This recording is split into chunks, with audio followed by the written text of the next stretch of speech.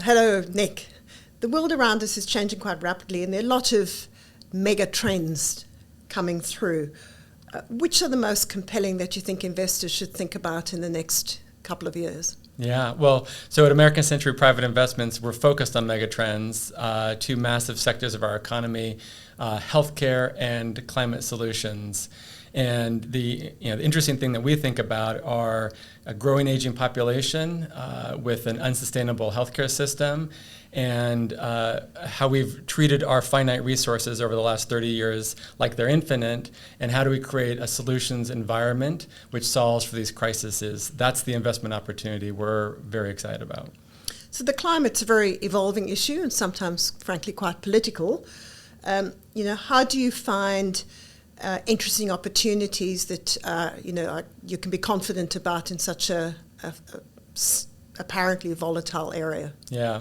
Well, our area of investment is early stage venture capital, and in that it's all about disruptive technologies that can displace incumbent technologies, incumbent industries that have been resistant and calcified around change. So whether that's climate or other sectors, the disruption is what we're focused on, making it political or not political. Is this a solution that can be provided cost competitively that is 5 to 10 times better than the current technology?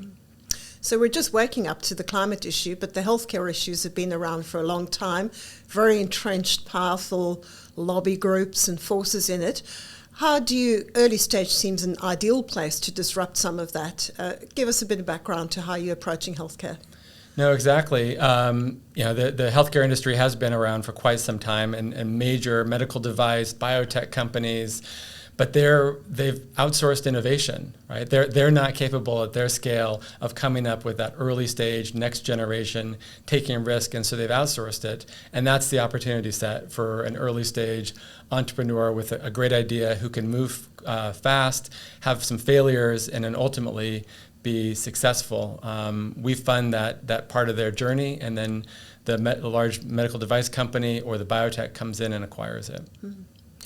Early stages are sometimes considered to be a higher risk way of investing. How do you get confidence at early stage investing when there's such a long runway ahead of you and things can change? Yeah, early stage is riskier, right? And risk oftentimes equals return. It's our job to manage that risk-return balance. We say that we start at the early stage, and exactly, that's where we start. We'll invest a little bit of money around a thesis, around a milestone that company is hoping to achieve. And when they obtain that, that's when we can put real dollars into the company. So risk has come down, that binary risk has gone away. We get good money in with a lot of knowledge to grow into a commercial stage company.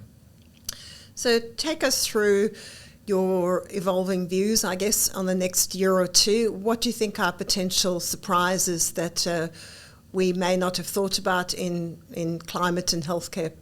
Yeah, well, I definitely don't know about the surprises, but how we're thinking about the world and is kind of moving into this real zone of opportunity. There was some halcyon periods in the kind of 2017, 2019. Valuations have now adjusted, but the talent pool is there, right? We invest at the end of the day, we're investing in people.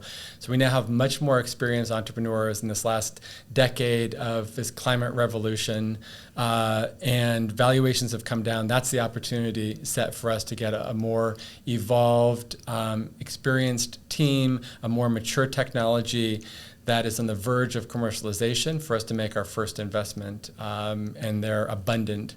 And so the next 2 years is going to be exciting. Can you name one technology that people might have some association, can familiarize themselves with, that you've got represented in the portfolio?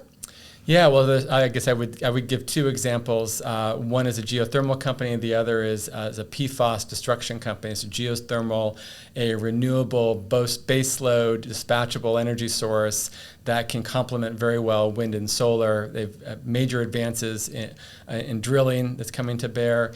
And then the other is a company called Claros. They capture and destroy PFAS. PFAS is a 50-year-old chemical that's in everything, very prevalent in Teflon for cooking solutions, but it's got some negative health implications. Companies are now realizing that it creates a huge liability for them on their balance sheet, and there's no real good way to destroy it until Claros, which is now doing that with an LED light technology.